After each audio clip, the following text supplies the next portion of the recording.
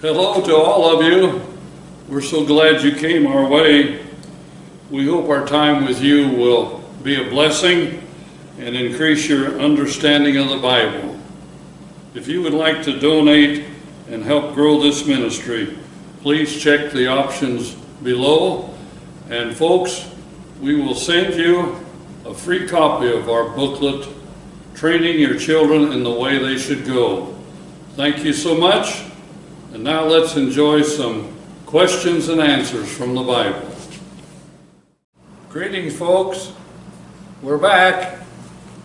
All you folks that hunger and thirst after the Bible, the things it says, the things it teaches us.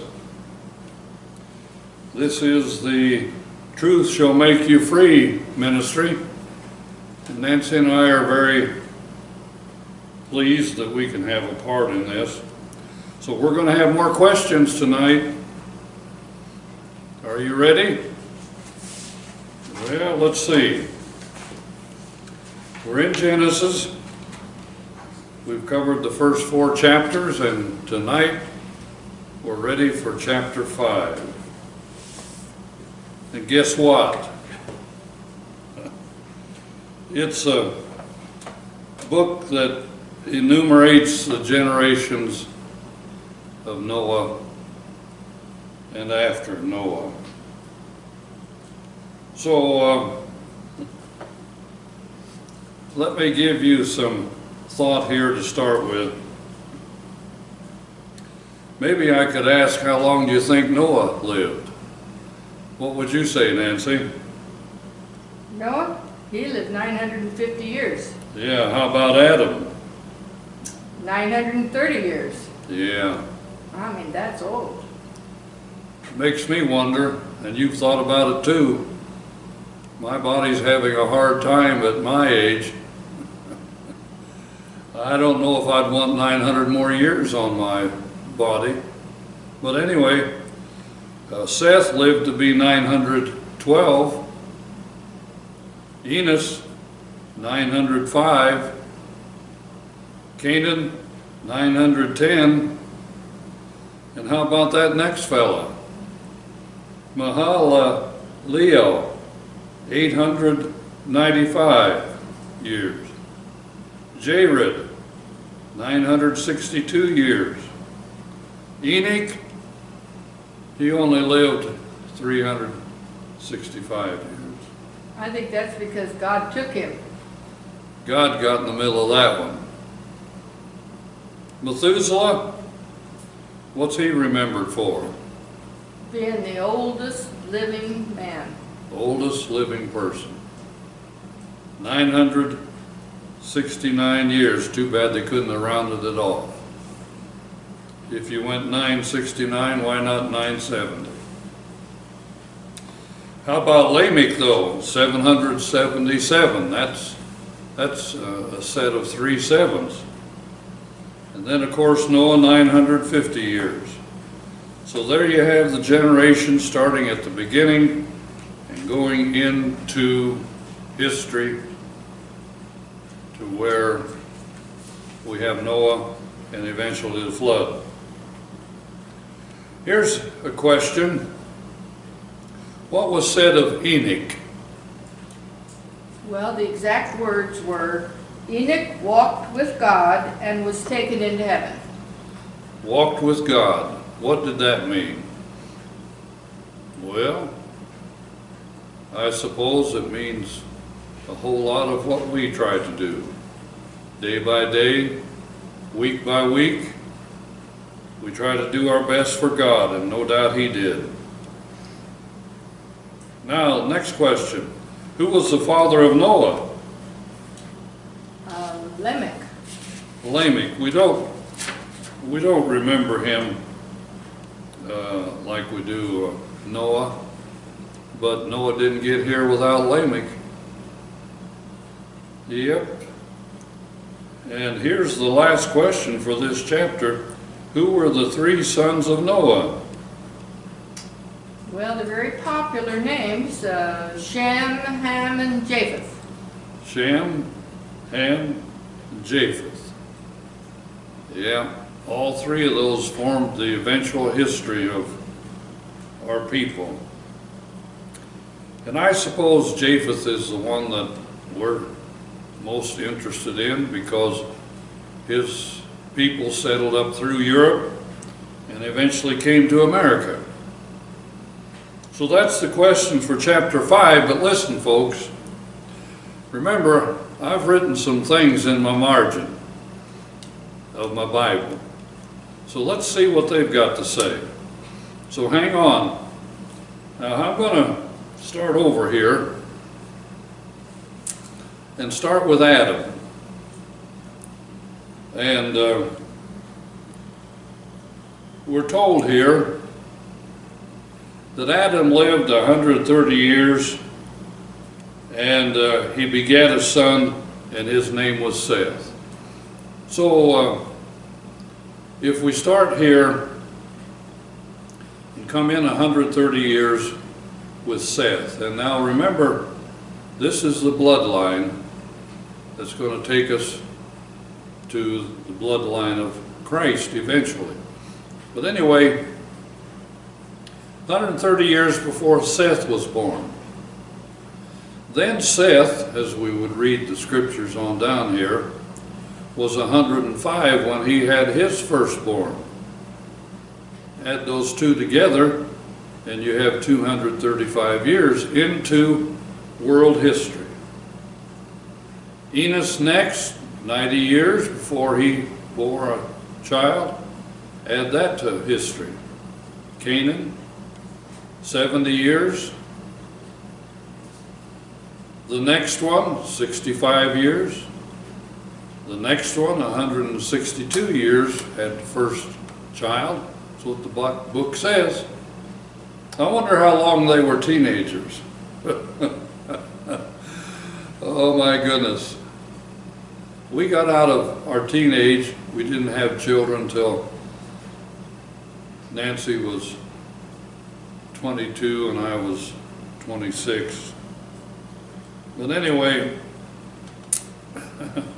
we're into history of Jared, 162. Enoch, 65 years, had his first child.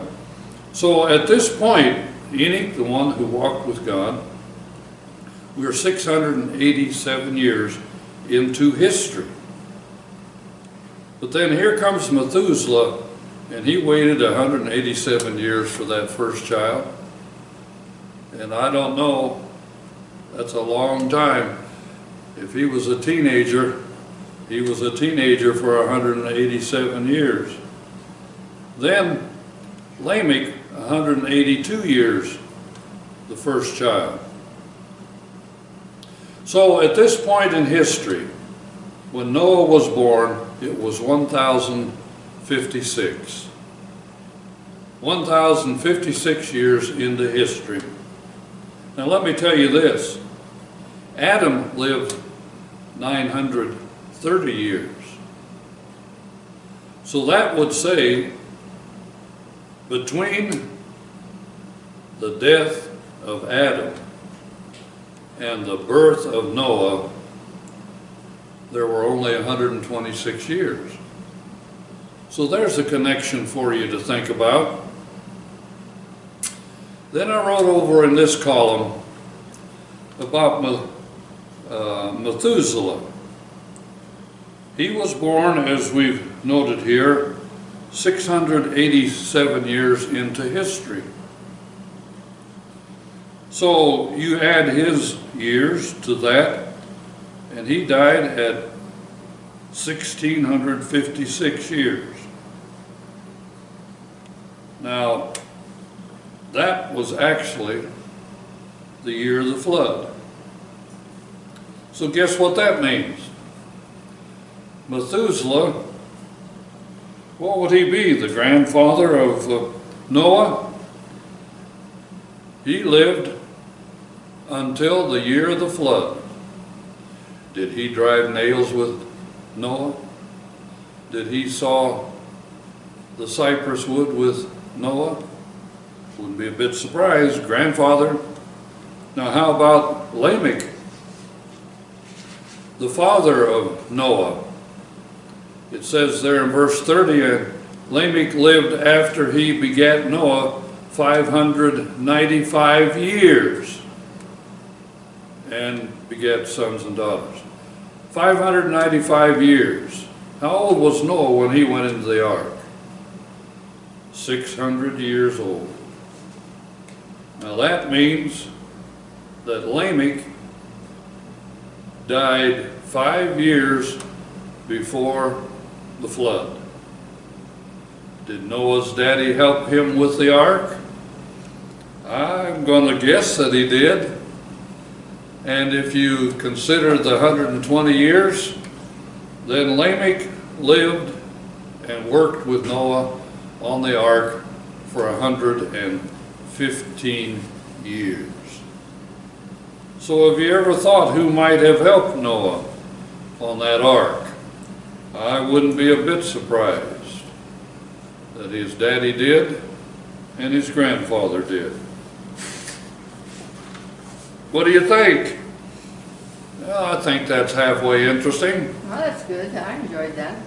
So, why not? Let's get on with chapter 6 and see what we can find there in chapter 6.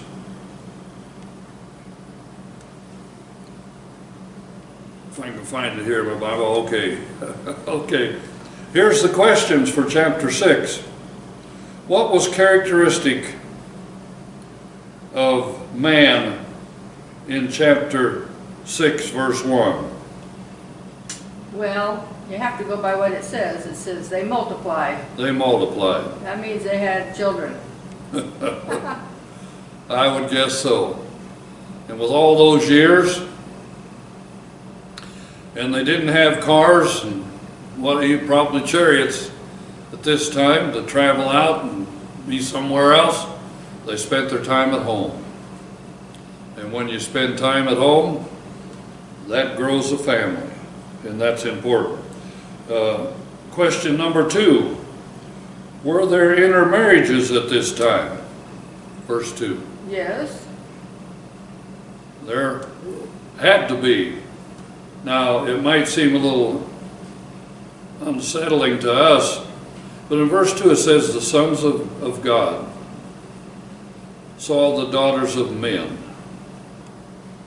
Now that gives you 2 distinctions. And I've written in my margin here that probably the sons of God were those descendants of Seth. And the daughters of men were likely the descendants of Cain. And because the gene pool was not, what should I say, corrupted or polluted at this time, that probably it made no difference at this point.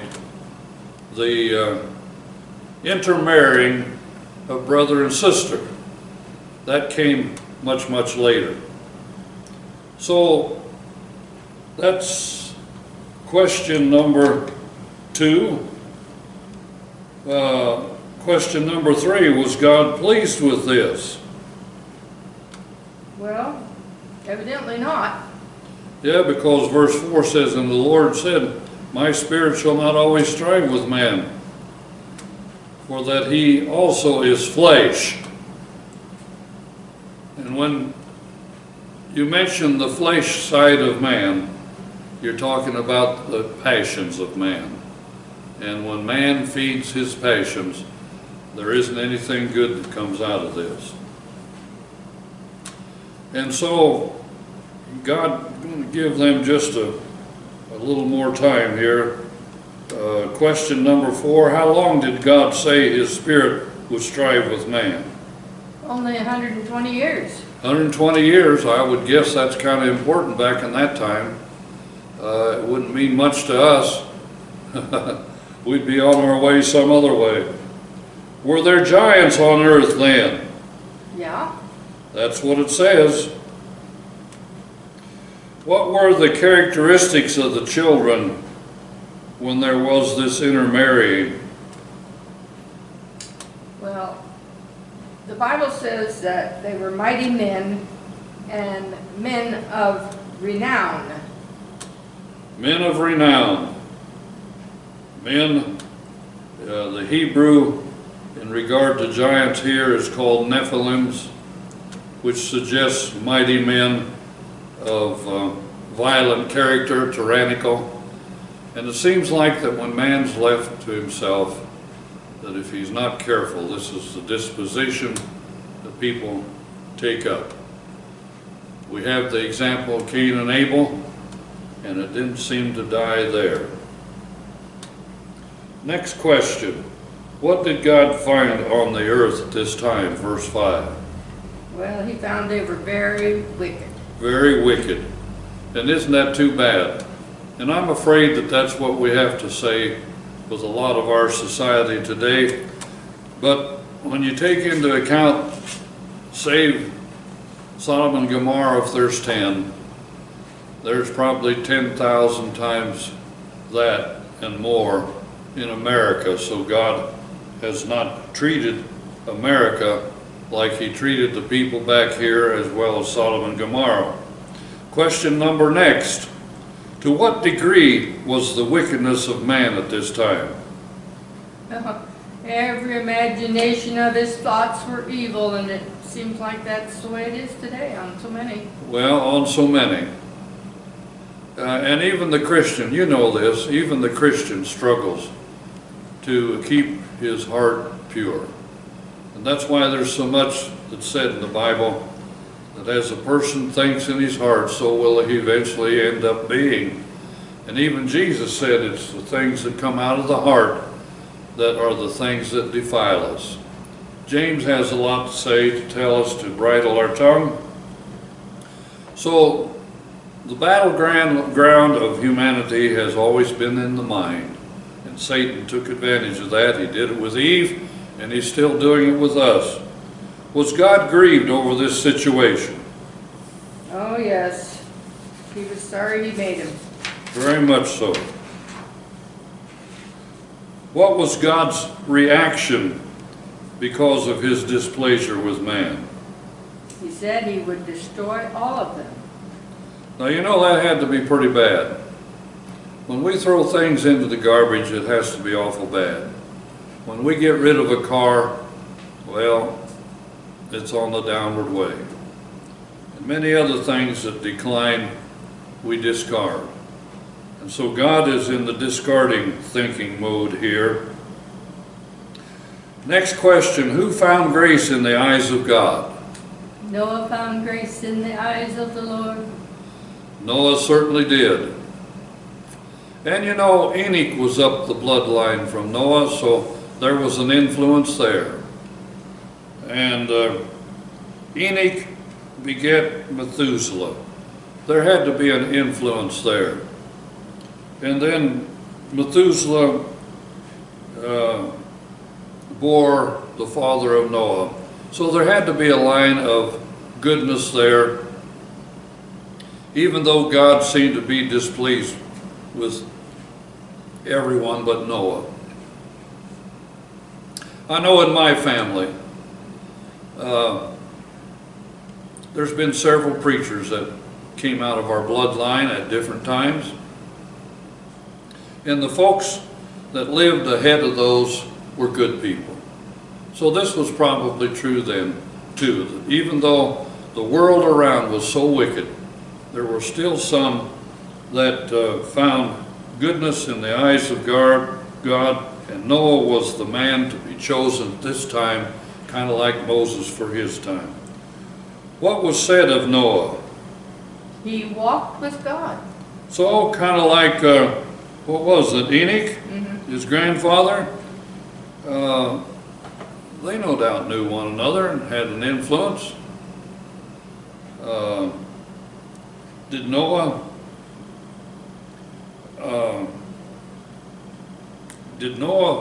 have an impact in his life from these people? No doubt.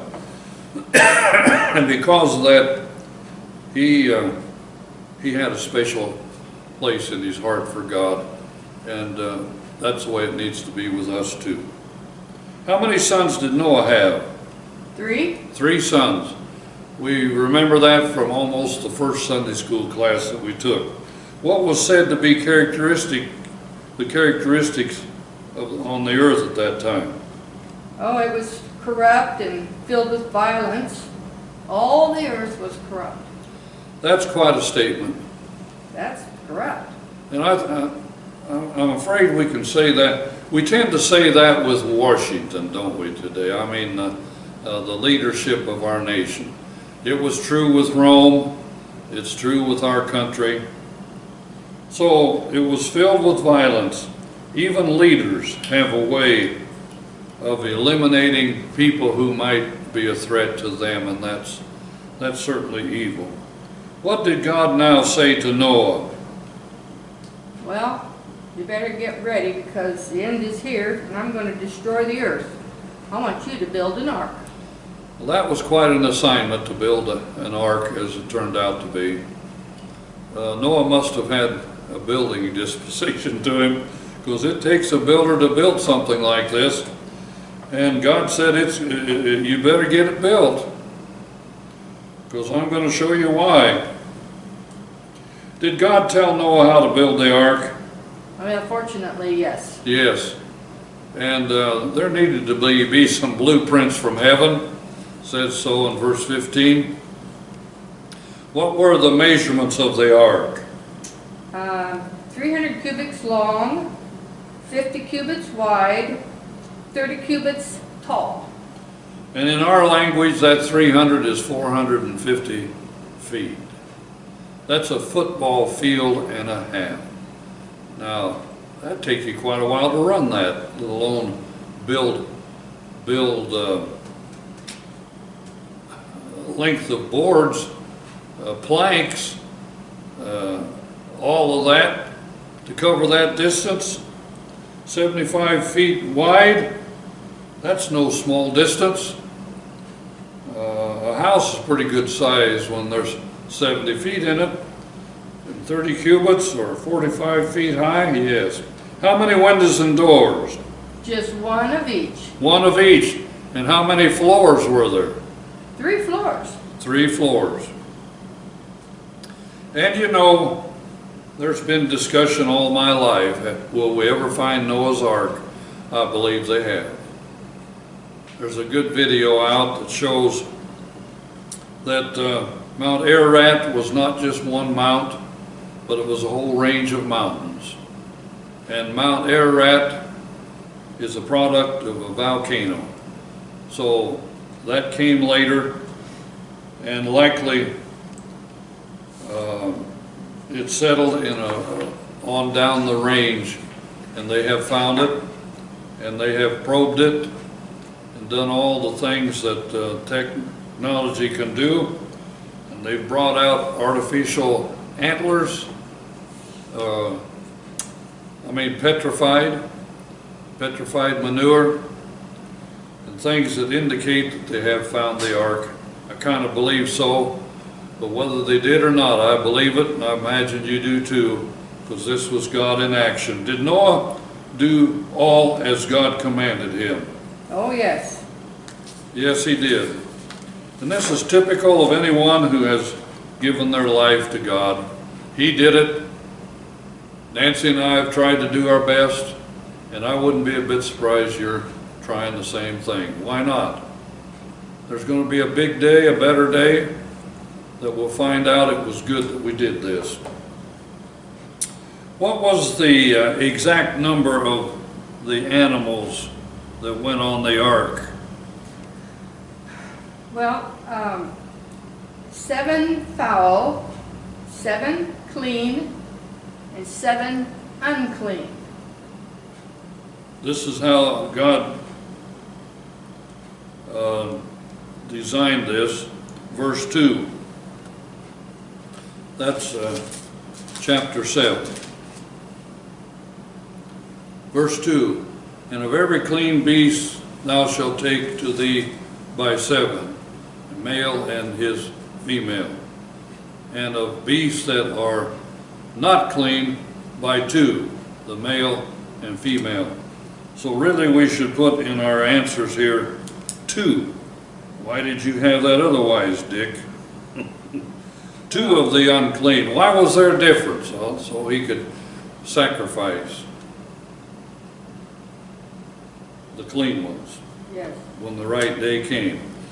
How long did Noah have to come into the ark at the end? 7 days to get everything inside. 7 days. So this is coming down to the wire. Now, obviously the ark was completed at this time, and Noah was getting close. I don't know if he kept track of the years, but it was getting close. And it came down to the end, and there were the 7 days. Now, the animals came into the ark, and I would guess Noah did not go out and lasso those, but those came in by instinct, maybe because of the threatening storm that was in the air, like animals can seem to perceive, or just plainly at God's direction they came in. How old was Noah when he entered the ark? 600 years old. 600. That means he was 550 years old when he started to build it. Yep. No. You take 120 years back from that. Okay, 65, be 480. 480. I made it wrong. How long do you think his whiskers were at that time? Oh my. 600 years old. And because we know that and how old he was when he came out of the ark, we can figure just how long he was in the ark. Question number 4 in chapter 7. From what 2 sources did the water come? From the fountains of the earth and from heaven. So it came from the bottom and the top. It was really an eruption. Now, some like to think that this was just kind of an oozing, but obviously not. A study, a reading of the formation of the earth and all that shows that there was a time when the earth erupted explosively, and the fountains of the deep must have exploded, and things came forth, and the canopy over the heavens poured down on earth. So it was no small thing. And when you see some of the formations, even here in America, you have to conclude that something very disruptive took place sometime in history. How long did it rain? 40 days and 40 nights. That's a month and 10 days, and let me tell you, if it rains 10 days here, we're ready to throw up our hands. Let me tell you, who shut the ark? God did. God did. Could you open it? It was shut to stay shut. Yeah. That literally means in the Hebrew that God shut the door after and around all who were in it. In other words, God did it. So, I guess I'm glad I wasn't there. I would like to have helped build that ark, because I enjoy building, but I'll tell you, if you were standing on the outside and you saw that door, probably on hinges, start slowly closing, what would you think? It'd be kind of scary. And when the door finally went kerbang, I'm sure it had a certain sound of finality, and it was. And no lie, I doubt that people didn't care too much, this crazy man out there doing all of this. Was everything destroyed? Oh, yes. How long did the water prevail on the land at this time? 150 years? Days. Oh, yeah. That'd be awful long. 150 days. Nancy's struggling tonight. How about you? I don't know. It was long enough for Noah to be in the ark for just over a year. I would hesitate to think that he would be in there 150 years. Take an awful big pitchfork, wouldn't it, to get rid of what needed to be gotten rid of? But anyway, there you have it, folks. We've spent another good time together, and we're always glad to have this time with you. And we'll be back. So read ahead, will you? Nancy and I always read ahead, and we try to be clued in. And I read these little things I've written in the margin 50, 60 years ago, and I'm glad I did, because I can pass them on to you. Remember what I said tonight? That by the time Adam died and Noah was born, it was 126 years. And that's not too long. I'm not going to live that long, but I've lived a good part of that. And I wish we had a whole lot more Noahs today. And if you're out there and you're thinking about it, God can use you in His harvest field. He certainly needs a lot. So you read ahead and enjoy what you read. And remember, when you know the truth will make you free.